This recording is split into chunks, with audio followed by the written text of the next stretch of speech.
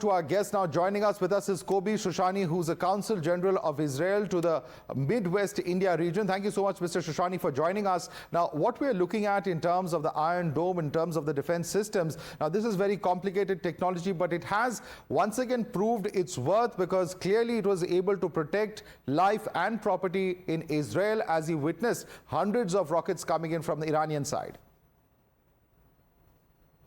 First of all, good evening. Today is the Israeli or the Jewish New Year. Then for us, it's a holiday, very important holiday. According to the Jewish tradition, this is the day that the God created the universe. And it's very, very important day for us, this night. Yes, I have to tell you something which is probably will not surprise you. I'm very proud to be an Israeli. I'm very proud to be an Israeli, not because I'm a diplomat, because of what we saw, and your description make it in a very nice way, this iron shield and the arrow and all this David ring. All this technology is a unique technology that we built for the citizen of Israel. We built together with other nations, and today we are leading the world with them. Definitely it will give us a confidence, definitely it's going to give us a power, and definitely the enemies around us, and you mentioned Iran, and along with their proxies that they built in the recent years, made since October 7th, brutal attack against the state of Israel.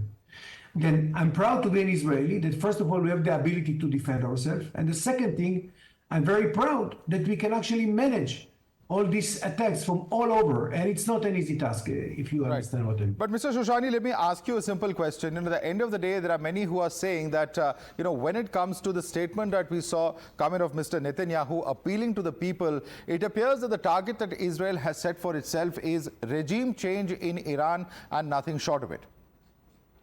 I've heard several times in Hebrew and English, Prime Minister Netanyahu, we get some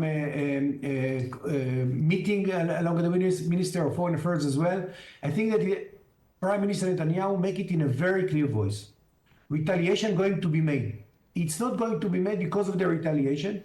It's going to be made because if you are not going to react today, the next time going to be worse. In my point of view, it's extremely important. It's not only the Prime Minister thought, or the Prime Minister or the cabinet, not only the commander of the army, it's also the public opinion. People understand the urge to act against Iran, and it's very, very important. But sir, many are also wondering why opening up multiple fronts at the same time. There's already, of course, fighting that was on in Gaza for almost a year now. Of course, we've seen what's been happening on the Lebanon front with Hezbollah in the past. But now, of course, with this kind of attack taking place, the Houthis in Yemen and, of course, Nasrallah there in Iran, the larger question that many are asking is that why open up multiple fronts? Because the possibility of an escalation in the fighting, escalation in the violence, if there are so many fronts open at the same time, certainly, of course, cannot augur well. It's a very good question. First of all, we didn't start the war, not in October 7th and not afterwards. Iran sent to us these ballistic missiles that you are well described in your introduction. Then that's, first of all, the fact. The second thing, that the Iranians, along with their proxies, and we have to understand what is going on.